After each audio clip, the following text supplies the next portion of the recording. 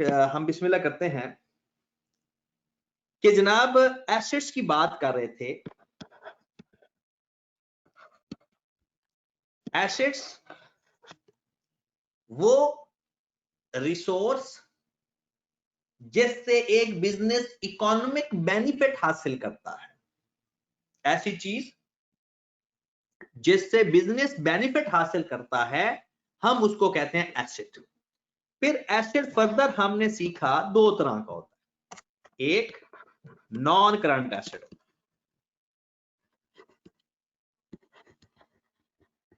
Non current asset का दूसरा नाम होता है फिक्स्ड एसेट, और एक होता है जनाब current asset.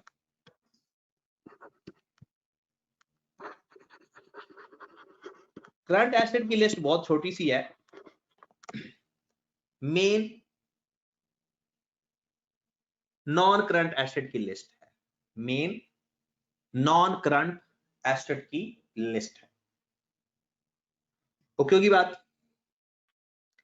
Non current asset या फिक्स्ड एसेट के बारे में हमने बात की थी कि ये फर्दर दो टाइप के होते हैं, एक होते हैं टेंजिबल और एक होते हैं इनटेंजिबल। और जरूरी नहीं है कि टेंजिबल और इंटेंजिबल होना, मेन इसकी डेफिनेशन है लाइफ मोर देन 1 ईयर हो। कंडीशन मेन ये है। कल हमने एक सवाल में कह रहे थे कि इन्वेस्टमेंट की बात कर रहे थे कि वो तो किसी लिस्ट में नहीं आता, तो हम इसको क्यों लिख रहे हैं। मेन ये चीज है कि लाइफ मोर देन 1 होना जरूरी है बस। तो हम पहले लिस्ट में नाम लिखे थे, लैंड हमारा नॉन करंट एसेट है, बिल्डिंग या प्रेमिसेस ये हमारा नॉन करंट एसेट है। उसके बाद प्लांट एंड मशीनरी, आपको पता है प्लांट एंड मशीनरी ये नॉन करंट एसेट में ही आते हैं, 20-20 50-50 साल भी लाइफ होती है इनकी। फर्नीचर, फिटिंग एंड फिक्सचर, इसके बारे में बताया था, ये दीवारों के अंदर चीजें फिक्स होती हैं वो। फिर उसके बाद बताया था व्हीकल्स,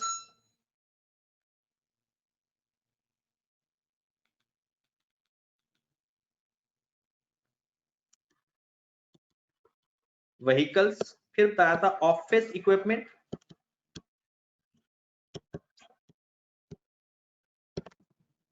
राइट। उसके बाद एक वैसे इनसे हटके चीज बताई थी, लॉन्ग टर्म इन्वेस्टमेंट। ये वो पैसा है जो हमने किसी को उधार पे दिया हुआ है या किसी शेयर खरीदे हुए हैं, तो ये वो इन्वेस्टमेंट होती है। ओके होगी बात। ये एक छोटी सी लिस्ट है हमारे पास नॉन करंट एसेट्स की, और अगर आप ये लिस्ट याद कर लेते हैं तो इंट्रोडक्शन टू अकाउंटिंग FAR 1 और FAR 2 में यही लिस्ट इस्तेमाल होती है। इंट्रो में भी नॉन करंट एसेट की ऑलमोस्ट यही, FAR 1 में भी और FAR 2 में भी तकरीबन 99% आपका ये कवर हो जाएगा इसी लिस्ट से ही, और जो 1% एक्स्ट्रा होगा वो प्रोफेशनल जजमेंट से कवर हो जाएगा। फिर उसके बाद इनटेंजिबल की मैं बात करूं तो सबसे पहले गुडविल आता है। सबसे पहले गुडविल आता है। गुडविल कहते किसे हैं? रिप्यूट को। गुडविल किसे कहते हैं? रिप्यूट को। और इसकी आम सी डेफिनेशन अगर मैं बताऊं, बिल्कुल बेसिक सी गुडविल की डेफिनेशन, कि अगर आपके बिजनेस में जो तमाम चीजें पड़ी हैं वो है 1 लाख की, और कोई बंदा आकर कहे कि बिजनेस मुझे बेच दो, तो आप 1 लाख की चीजें उसको दे दोगे 1,30,000 में। वो जो 30,000 एक्स्ट्रा है वो आप अपना नाम बेच रहे हो, अपना नाम बेच रहे हो। ओके होगी बात। उसके बाद बहुत सारी और पेटेंट्स का नाम इस्तेमाल होता है, पेटेंट्स या ट्रेडमार्क।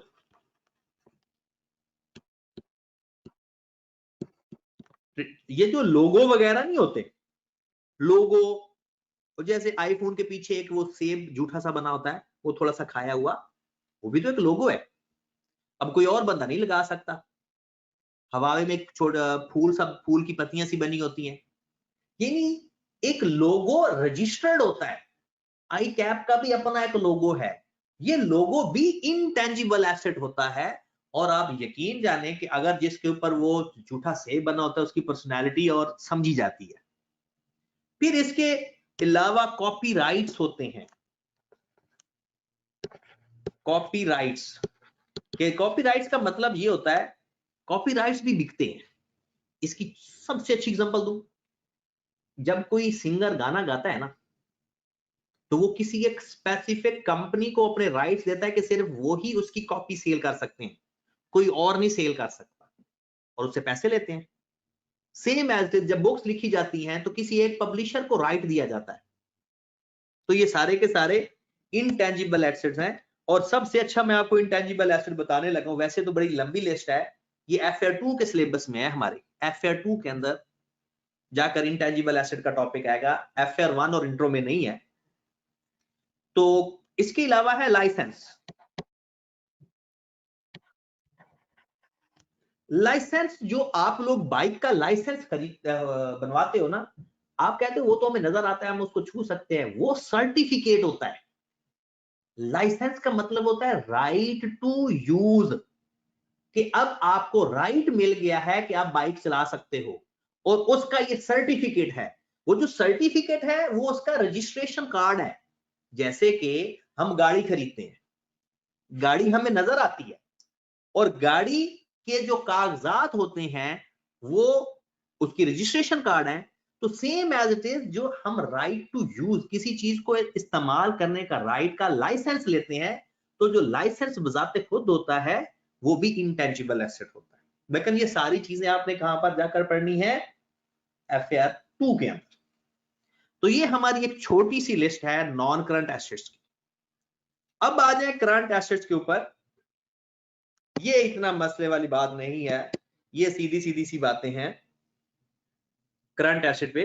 करंट एसेट मेन क्या है, उसकी लाइफ क्या होगी, less than or equal to, less than or equal to 1 year,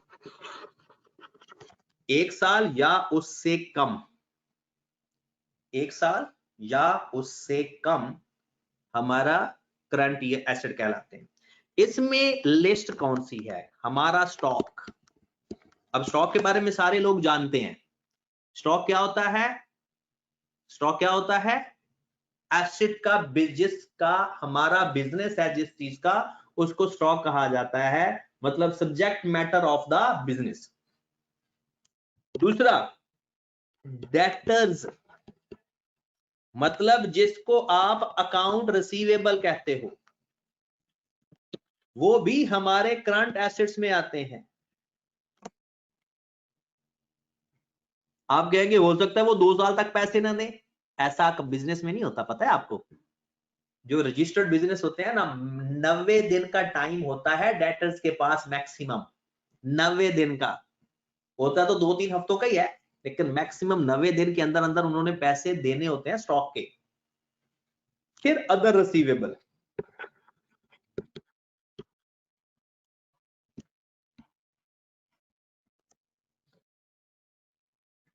other कोई भी रिसीवेबल होगा ना आपका करंट एसेट होगा, ये बात याद रखने। वैसे ही कोई भी रिसीवेबल होगा, कोई भी किसी भी किस्म का, वो क्या कहलाएगा,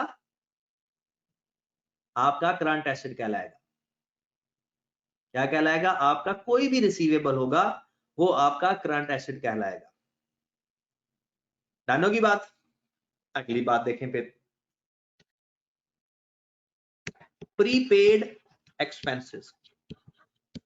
कोई भी एक्सपेंस आपने एडवांस में पे कर दिया, कोई भी एक्सपेंस आपने एडवांस में पे कर दिया, हम उसको बोलेंगे प्रीपेड एक्सपेंसेस। नाम से नजर आ रहा है, हम क्या उसको बोलेंगे, प्रीपेड एक्सपेंसेस। ओके होगी बात। उसके बाद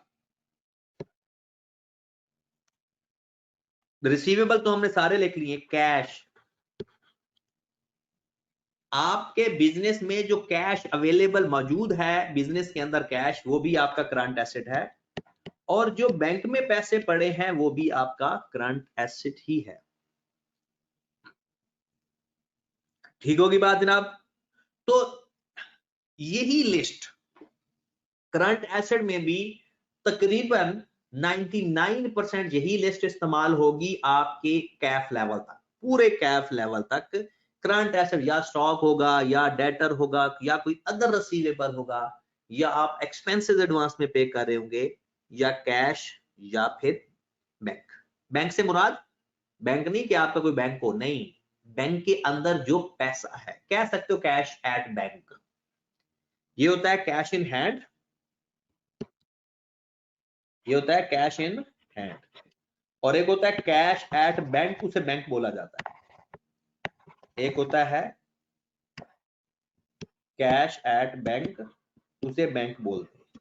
लो जनाब, एसेट से रिलेटेड बातें खत्म हो गई, एसेट से रिलेटेड बातें सारी खत्म हो गई।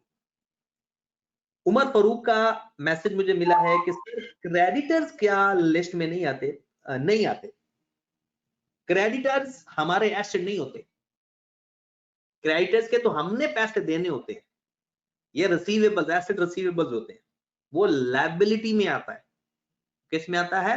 लायबिलिटीज में। लो मेरे भाई, हाँ, एक गाने का बड़ा प्यारा मैसेज आया कि सर शॉर्ट टर्म इन्वेस्टमेंट, बिल्कुल सही कह रहे हो।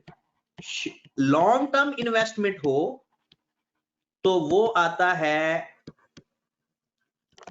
शॉर्ट टर्म इन्वेस्टमेंट हो तो वो आता है लॉन्ग टर्म हो नॉन करंट एसेट में, और शॉर्ट टर्म हो तो करंट एसेट में। लॉन्ग टर्म हो तो नॉन करंट एसेट में, शॉर्ट टर्म हो तो करंट एसेट में। क्लियर होगी बात यहां तक? चलो जी, अब आगे चलते हैं अगली लिस्ट। जी, अदर रिसीवेबल्स की कोई एग्जांपल दीजिएगा। अदर रिसीवेबल से मुराद, मैंने जब हमने ये पढ़ा था कि अदर रिसीवेबल का लफ्जी मतलब ये है कि जो अकाउंट रिसीवेबल होता है वो लोग होते हैं जिसको हम अपना स्टॉक उधार पे सेल करते हैं। Yes sir. लेकिन इसके अलावा कोई अगर हमने किसी से पैसे लेने हैं कोई और चीज बेच के, कि मतलब वो अपने बिजनेस का कोई फर्नीचर पुराना बेच देते हैं उधार पे, या एक पुराना उधार पे बेच देते हैं जिसका हमारा बिजनेस तो नहीं है, तो वो अदर रिसीवेबल में आता है। ठीक हो गया सर, ओके। चले जी, नेक्स्ट हम देखते हैं लायबिलिटीज क्या चीज है। बिजनेस के अंदर लायबिलिटी के हेड में क्या क्या आएगा? वैसे इन एसेट की डेफिनेशन भी और है, जो बुक्स में लिखी हुई है वो और है, उसके में हमने बताना है कि वो क्या चीज है, उसके लिए हम अलग से नोट्स बनाते हैं और वो नोट्स दिया करेंगे। लेकिन जो वैसे ये सिर्फ आपको समझाने की हद तक है कि इसका मतलब क्या होता है, टर्म्स क्या है। ये लायबिलिटी होती है जनाब financial obligation of the business, financial obligation of business. Business की ऑब्लिगेशन को लायबिलिटी कहा जाता है। तो फिर लायबिलिटी भी दो टाइप की होती है, नॉन करंट लायबिलिटी, अच्छा, नॉन करंट एसेट को हम फिक्स्ड एसेट कहते हैं, लेकिन नॉन करंट लायबिलिटी को कभी फिक्स्ड लायबिलिटी नहीं कहा जाता। कह दो कि तो गलत नहीं होगा, लेकिन कहते नहीं है, ये टर्म इस्तेमाल नहीं होती ज्यादातर। और current liability,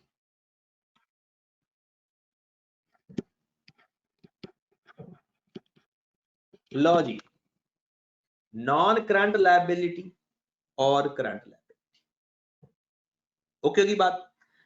non current liability के अंदर, नॉन करंट लायबिलिटी के अंदर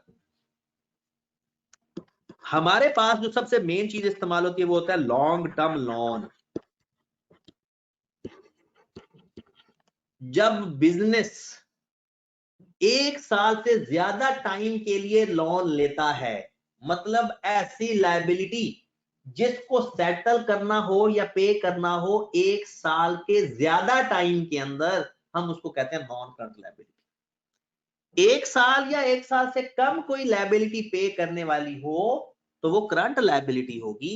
जैसे सपोज 20 साल के लिए आपने लोन ले लिया तो वो नॉन करंट लायबिलिटी में आएगा। 5 साल के लिए लोन लिया कि जी पैसे 5 साल बाद वापस करने हैं, नॉन करंट लायबिलिटी। 2 साल बाद वापस करने हैं, नॉन करंट लायबिलिटी। 1 साल 1 महीना, नॉन करंट लायबिलिटी। मतलब 1 साल से अगर टाइम एक्सीड कर जाए तो वो नॉन करंट लायबिलिटी कहलाता है। तो मेरे भाई इसके अलावा एक वर्ड इसी लोन के लिए बोला जाता है मॉर्टगेज। मॉर्टगेज लोन ही होता है। मॉर्टगेज इसका मतलब सिर्फ ये है कि आपने कोई चीज गिरवी पे रखवा के, आपने कोई चीज गिरवी पे रखवा के लोन लिया, पैसे लिए, ये हमारा लोन ही होता है। ठीक होगी बात? आगे चलते हैं फिर करंट लायबिलिटी की तरफ। अब करंट लायबिलिटी क्या चीज होती है? इसकी सेटलमेंट कब होती है? More than 1 year, more than 1 year. और करंट लायबिलिटी की फिर सेटलमेंट कितने टाइम में होगी? लेस देन और equal to 1 year, less than और इक्वल टू 1। तो क्योंकि बात, चलें जी।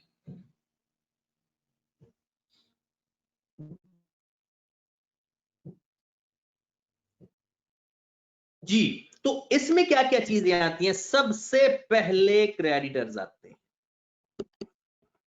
सबसे पहले क्रेडिटर्स, या जिसको आप कहते हो अकाउंट पेएबल। सबसे पहले क्रेडिटर्स या जिसको हम कहते हैं अकाउंट पेएबल, ये हमारी करंट लायबिलिटी होती है। ये वो लोग हैं जिन लोगों से हमने उधार पे स्टॉक खरीदा है। ये वो लोग हैं जिन लोगों से हमने स्टॉक उधार पे खरीदा है। बात समझ लगी? ये वो लोग हैं जिनसे हमने स्टॉक उधार पे खरीदा है। डन होगी बात? चलें जी, अगली बात देखते हैं फिर। क्योंकि और इसके पैसे भी हमने वापस जल्दी देने होते हैं। इसके पैसे भी हमने वापस जल्दी देने होते हैं। मैक्सिमम वैसे तो 1-2 हफ्तों में वापस करने होते हैं। उसके बाद हमारे पास आ जाता है क्रेडिटर्स या अकाउंट पेएबल के बाद एक्रूड एक्सपेंसेस।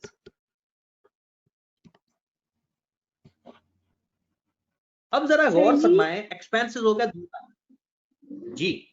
सर जी, जो नॉन करंट लायबिलिटी के हम मतलब कि लॉन्ग टर्म लोन लेते हैं वो भी तो हम क्रेडिटर से ही लेते हैं ना, तो वो तो 1 ईयर से एक्सीड कर जाता है ड्यूरेशन। तो सर ये दोनों में कैसे आ सकते हैं क्रेडिटर, करंट में भी और नॉन करंट में?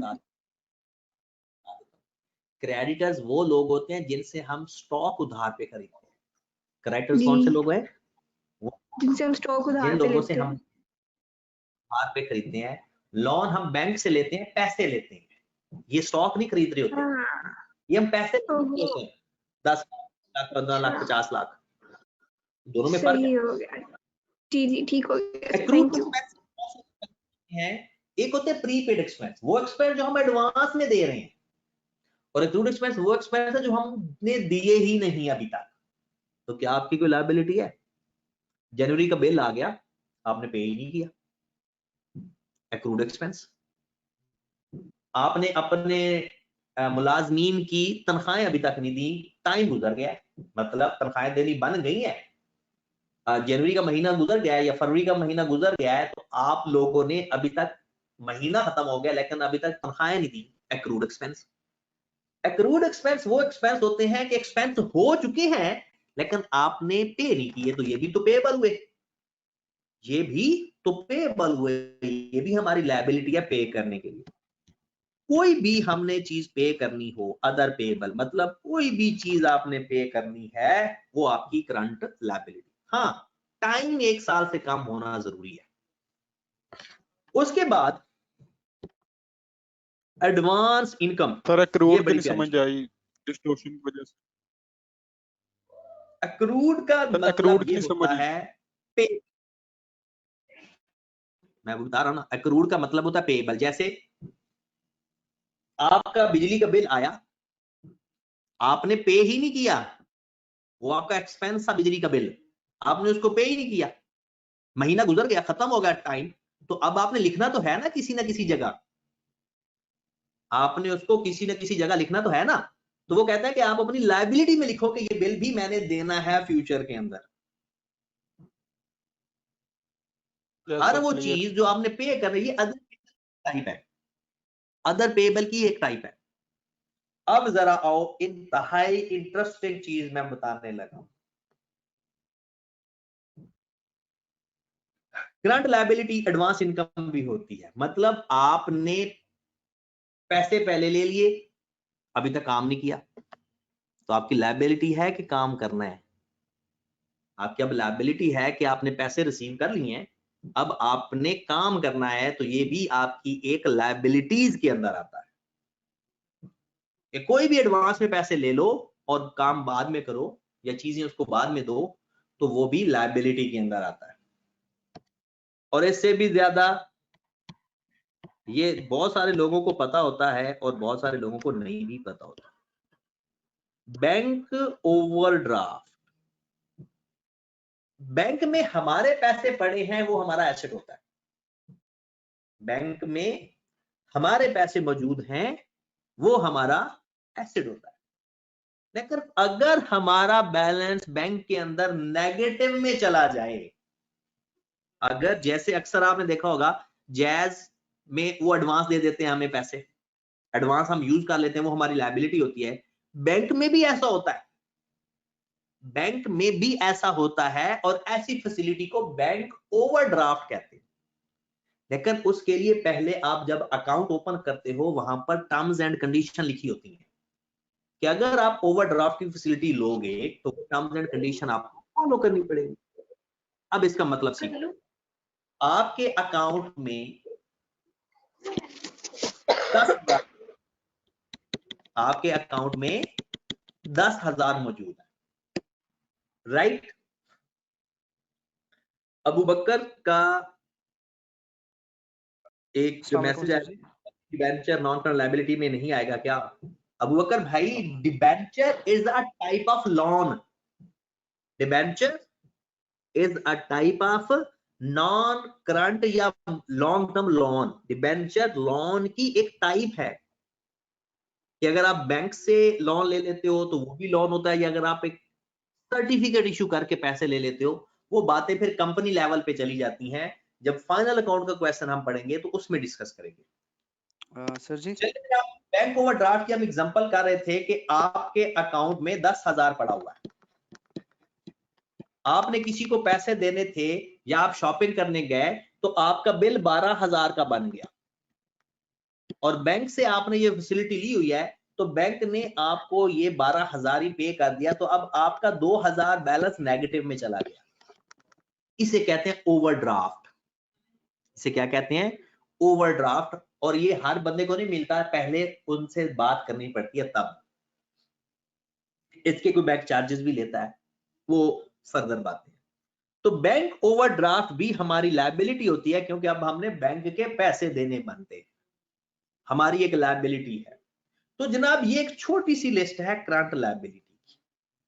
क्रेडिटर्स, एक्रूड एक्सपेंस या अदर पेएबल, एडवांस में इनकम ले लो, और बैंक ओवरड्राफ्ट। एक बात और, वैसे ही 2 मिनट के लिए, एक जिन लोगों ने पहले पढ़ा हुआ है वो जो है पानी पी के आए, हम एक पुरानी बात करने लगे हैं, थोड़ा सा पीटीआई के लोगों को खुश करने के लिए बस। एक्रूड इनकम नहीं आएगी फिर एसेट में, करंट एसेट्स में? एक्रूड इनकम, इनकम रिसीवेबल को कहते हैं, और मैंने कहा है हर तरह का रिसीवेबल करंट एसेट में आता है। एक्रूड इनकम का दूसरा नाम क्या होता है? Income receivable. क्या नाम होता है? Income receivable. तो हर तरह का रिसीवेबल केस में आता है करंट एसेट। इवन के अगर आपने किसी से सैलरी लेनी है तो वो भी आपका रिसीवेबल होता है। इनकम की बात करते हैं। हमारे पास दो तरह की इनकम होती है बिजनेस के अंदर, दो तरह की इनकम होती है। एक होती है मेन इनकम जिसे हम इनकम कहते हैं और उसको रेवेन्यू कहा जाता है। रेवेन्यू या सेल्स। सेल्स किसे कहते हैं पता है आपको? हर चीज के बेचने को या सिर्फ स्टॉक के बेचने को?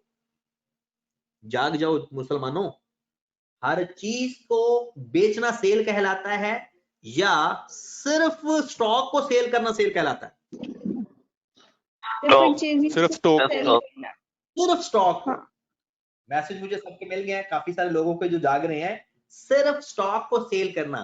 तो इसके अलावा हमारी जो दूसरी इनकम है उसको हम लिस्ट में लिखते हैं अदर इनकम। ये है दोनों इनकम ही।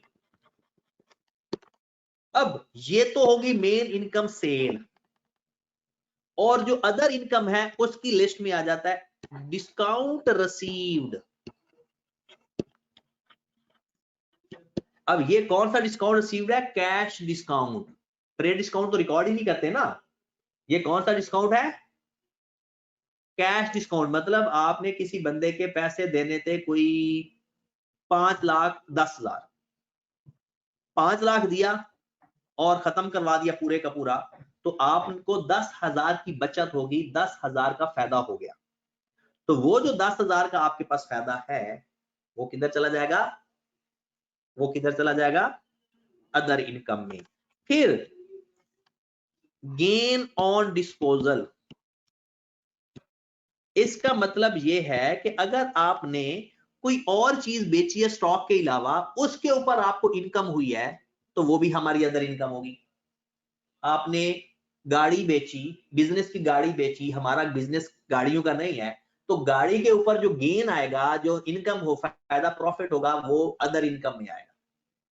उसके बाद आपने कोई कमीशन रिसीव किया किसी से, किसी भी वजह से, वो भी आपकी अदर इनकम होगी।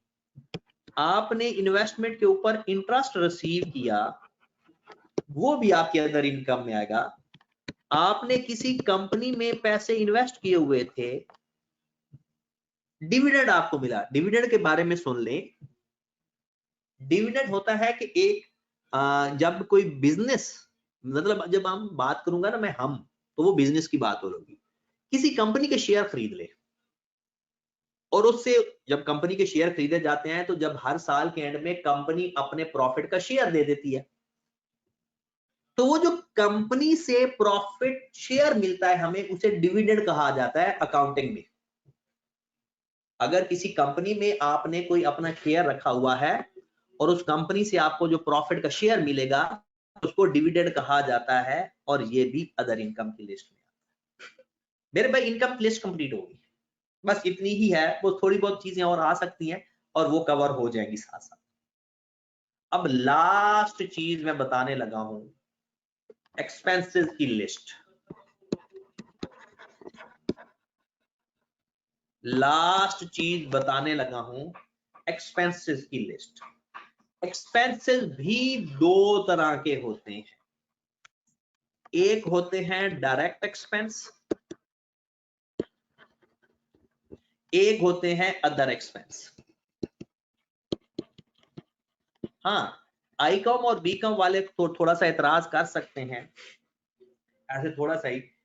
एक दो एक्सपेंसेस ऐसे हैं, एक दो बस, जो हम आईकॉम और बीकॉम वाले और ए लेवल वाले पहले जो पढ़ के आते हैं वो डायरेक्ट एक्सपेंस में लिखते हैं, हम उसको अदर एक्सपेंस में लिख देंगे, क्योंकि ये प्रोविजन मौजूद है सीए के अंदर कि आप लिख सकते हो। ठीक है, ये थोड़ी सी इजाजत है। तो डायरेक्ट एक्सपेंस में याद रखें परचेजेस। सबसे पहला मेन डायरेक्ट एक्सपेंस क्या है? परचेज। परचेज कहते किसी हैं, याद है किसी को? परचेज किसको कहते हैं, किसी को याद है? स्टॉक को खरीदने को, चीज खरीद, स्टॉक का परचेज करना। कोई चीज से, अब सुन ले बस, उसको परचेज। अब खामोशी। मैं ऐसी बात करने लगा हूं जो थोड़ी सी हमारी ना बेस हिलाने लगेगी। मैंने स्टॉक को लिखा हुआ है करंट एसेट के अंदर, याद है? मैंने स्टॉक को लिखा हुआ है करंट एसेट के अंदर। सारे थोड़ा जाग के बैठे और अपने अल्फाज में ये डिफरेंस लिखेंगे, अपने अल्फाज में ये डिफरेंस लिखेंगे। मैंने स्टॉक को कहां पर लिखा हुआ है? करंट एसेट के अंदर, और जो स्टॉक ही मैं खरीद रहा हूं जिसको मैं परचेज का नाम लिख रहा हूं वो मैं लिख रहा हूं परचेज के अंदर, एक्सपेंस के अंदर। ये क्या खुला तजाद नहीं है कि मैं स्टॉक को करंट एसेट में लिख रहा हूं और उसी को ही खरीद रहा हूं तो मैं एक्सपेंस में भी लिख रहा हूं। अब इस खुले तादाद को थोड़ा सा कम करते हैं, खत्म करते हैं। जरा सुनना मेरी बात गौर से। आपका बिजनेस है कपड़े का, आपने कपड़ा खरीदा 10,000 का, ये है परचेज और ये चला जाएगा एक्सपेंस के अंदर। ओके, साल का एंड आपका अनयूज्ड, या इसको लिख सकते हो unsold stock at end of the year. साल पूरा हुआ, at the end of the year 2000 का आपका स्टॉक अनसोल्ड बच गया और ये जाएगा स्टॉक करंट एसेट के अंदर। लो जनाब, बात समझ लगी?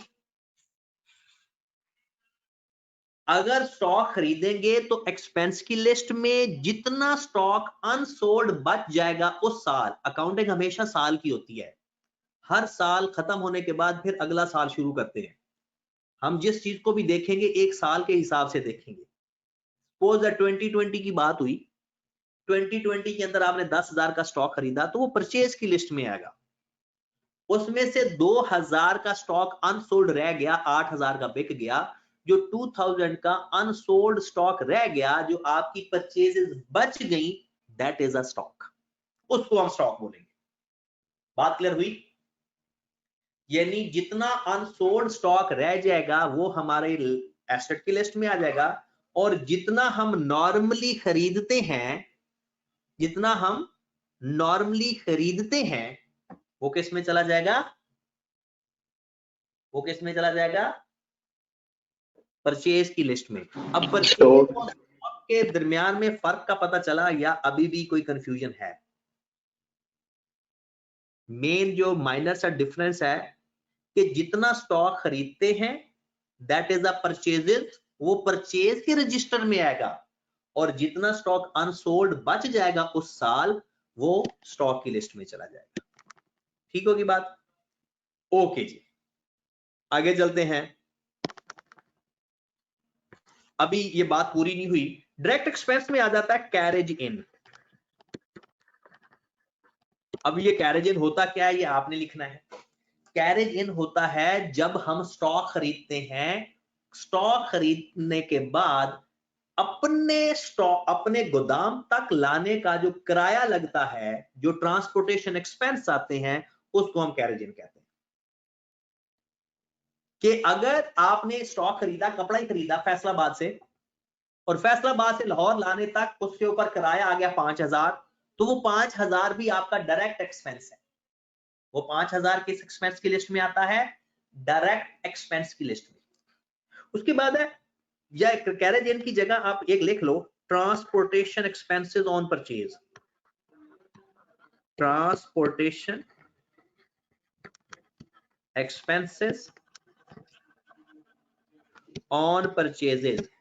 मतलब क्या कि जो स्टॉक खरीदते हैं हम, जो स्टॉक हम खरीदते हैं उसके ऊपर जो हम किराया पे करेंगे उसको हम क्या बोलते हैं? कैरेज इन। कैरेज इन के कई नाम हो सकते हैं। इसको फ्रेट के नाम से भी बोला जाता है, फ्रेट इन। वो फ्रेट या फ्रेट वो क्या होता है? जब हम शिप के जरिए कोई चीज मंगवाते हैं तो उसको भी कैरेज ही कहा जाता है, उसको फ्रेट कहा जाता है। उसके बाद एक और डायरेक्ट एक्सपेंस होता है, इंपोर्ट ड्यूटी। इंपोर्ट ड्यूटी, इसके कई और नाम है। इंपोर्ट ड्यूटी कह लो इसको, या इसको कस्टम ड्यूटी कह लो।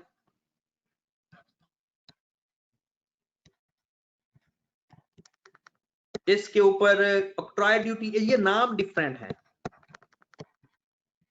ये आगे जाकर टेक्स्ट में इनकी एक्सप्लेनेशन भी हो जाएगी। फिलहाल ये होता क्या है, जब आप बाहर के मुल्क से चीजें खरीदते हो तो जैसे ही सी पोर्ट पे चीजें आती हैं, बंदरगाह पे चीजें आती है, वहां पर आपको एक टैक्स लगता है।